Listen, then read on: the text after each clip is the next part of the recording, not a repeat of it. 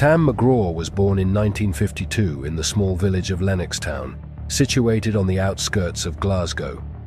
Growing up in a working-class family, Tam experienced poverty firsthand, and early on, he learned that survival meant seizing opportunities in ways others might consider immoral.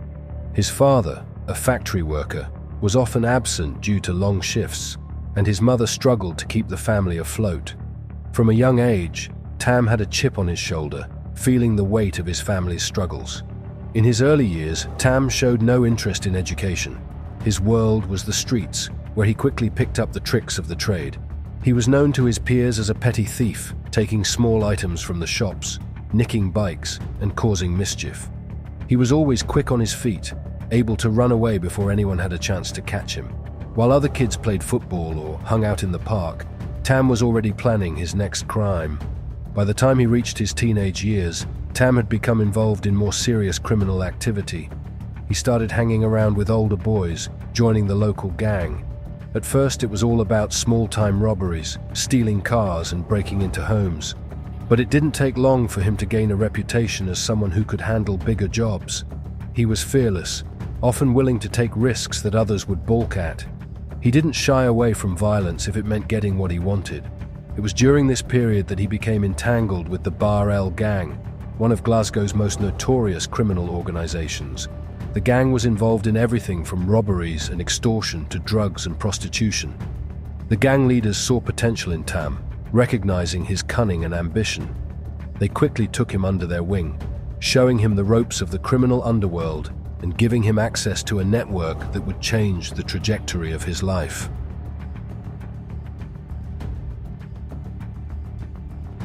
By the 1980s, Tam had made a name for himself in Glasgow's criminal world. He was no longer just a petty thief or a member of a gang. He was becoming a key player in the underworld, with connections that stretched across Scotland and beyond. He began to focus on more profitable criminal enterprises, specifically the burgeoning heroin trade that was sweeping through the UK. Glasgow became one of the major hubs for drug trafficking, and Tam was positioned perfectly to exploit the opportunity. Tam's first big break came when he made a deal with a notorious drug lord who was bringing heroin into the country. With his connections and his growing reputation, Tam was able to set up a network that smuggled drugs into Scotland. He knew the ins and outs of the city's docks, the best routes to avoid police detection, and the locations where the shipments could be hidden. His operation quickly expanded, and soon he had a monopoly on the heroin trade in Glasgow. Tam's wealth grew exponentially as he began to supply heroin to various parts of the city. He didn't just sell to small-time dealers, he had the connections to supply large quantities to major distributors. His empire spread across the city, and with each deal, he became more powerful. He expanded into legitimate businesses, buying up nightclubs, bars, and even a fleet of ice cream vans, which were used as a cover for his illicit operations. But with power came the inevitable threat of rivals. Tam had always been ambitious, and as his empire grew, so did the number of people who wanted to take him down.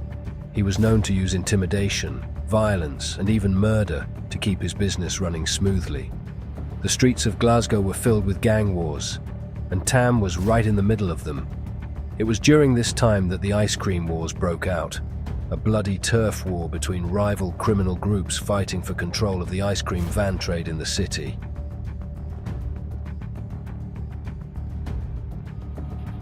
What started as a simple business venture quickly escalated into full-scale violence. The ice cream vans were no longer just a way to sell ice cream, they were the perfect cover for moving drugs and money. Tam's gang was involved in several turf wars with rival groups, each one trying to seize control of the lucrative ice cream routes. The ice cream wars were infamous for the brutal violence that accompanied them. Drive-by shootings, stabbings, and bombings became commonplace as rival factions fought for control of Glasgow's streets. Tam was no stranger to the bloodshed, having been involved in numerous violent confrontations. He wasn't afraid to get his hands dirty, and it was well known that he could take down anyone who crossed him. In the early stages of the war, Tam's rivals underestimated his ruthlessness. They thought he was just another gangster trying to make a name for himself, but Tam had other plans. He built alliances with key players in the underworld, including Johnny Mad Dog Adair, a notorious figure in Northern Ireland's criminal scene. Together, they strengthened their grip on the city, but it wasn't long before their alliance would fall apart, leading to one of the most infamous feuds in Scottish criminal history. Despite the ongoing violence and the increasing risk of law enforcement cracking down, Tam's criminal empire continued to thrive.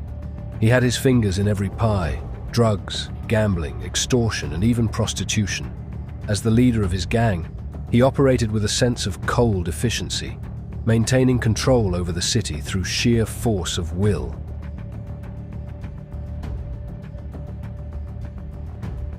Tam's rise to power wasn't without its challenges. One of the most significant and consequential feuds of his life was with Johnny Mad Dog Adair, a loyalist from Northern Ireland. The two men initially formed a partnership based on mutual benefit.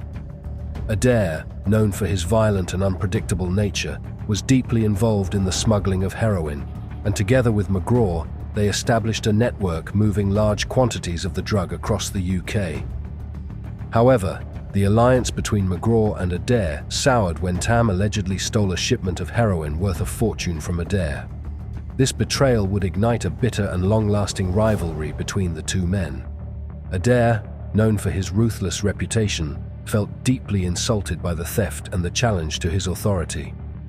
Tam's decision to double-cross him sent shockwaves through the criminal underworld, leading to open conflict between the two factions. What had once been a mutually beneficial relationship rapidly descended into one of the most infamous feuds in Scotland's criminal history.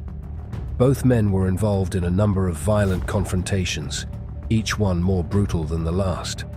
Tam and Adair's rivalry didn't just stay between the two of them.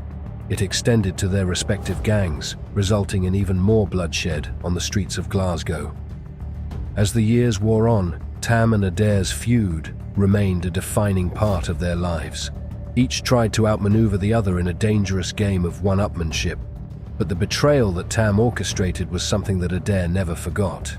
Even though the two men were on opposite sides, their personal war set the stage for the next stage in Tam's journey: the brutal and unforgiving world of rivalries, betrayal, and survival in the unforgiving world of Glasgow's criminal underworld.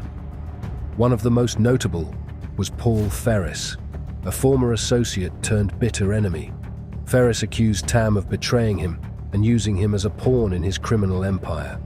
The animosity between them reached new heights when Ferris alleged that Tam had informed the police about his illegal activities, leading to his arrest. Ferris, embittered by his time in prison, wasted no time in writing about Tam in his memoirs, painting him as a traitor and a coward. But Tam didn't back down. Despite being constantly under fire from rivals and former associates, he remained a dominant figure in the Glasgow underworld. His ability to survive multiple assassination attempts only added to his mystique.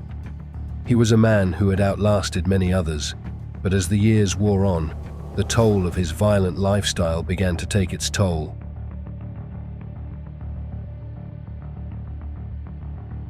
By the late 1990s, Tam's empire was beginning to unravel. The constant pressure from rivals, the police, and the toll on his personal life weighed heavily on him. His health began to decline, and he suffered from various ailments. Despite his reputation for invincibility, Tam's body was starting to show the effects of a lifetime spent in the underworld. In 1998, Tam was arrested as part of a major drug trafficking investigation. The charges against him were serious, and for a time, it seemed like his empire was coming to an end. However, Tam's connections and wealth allowed him to avoid a lengthy prison sentence. He fought the charges in court, using every resource at his disposal to clear his name. The case eventually collapsed, and Tam was released. Despite his legal victory, Tam's health continued to deteriorate. He suffered a major heart attack in 2002, though he survived the incident. It was a wake-up call for him, but it didn't slow him down. He continued to run his operations, though his influence had started to wane. The once feared gangster was now a shadow of his former self.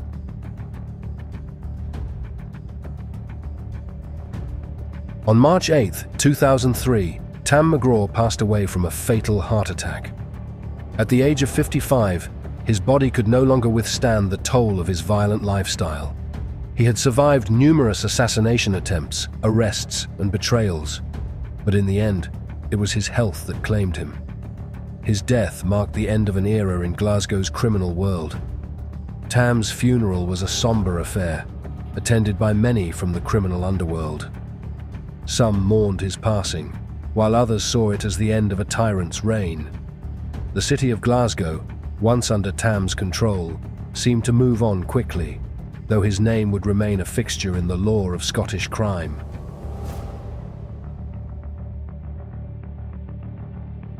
Though Tam McGraw is gone, his legacy lives on in the stories told by those who knew him. Some remember him as a ruthless criminal mastermind, while others view him as a tragic figure, someone who had the potential to be more, but chose the path of crime. His feuds, betrayals, and the violence that surrounded him left a lasting imprint on Glasgow's criminal landscape. He was a man who built an empire with his own hands, but in the end, it was that empire that led to his downfall. Tam's life serves as a cautionary tale of the dangers of ambition, betrayal, and the relentless pursuit of power. Though his empire crumbled after his death, the legend of Tam McGraw, the licensee, will never be forgotten. His name still echoes through the streets of Glasgow, a reminder of a man who rose from nothing and ruled the underworld for decades. That is our video for today. Like and subscribe and let us know in the comments section what you think of today's story. And I will see you on the next video.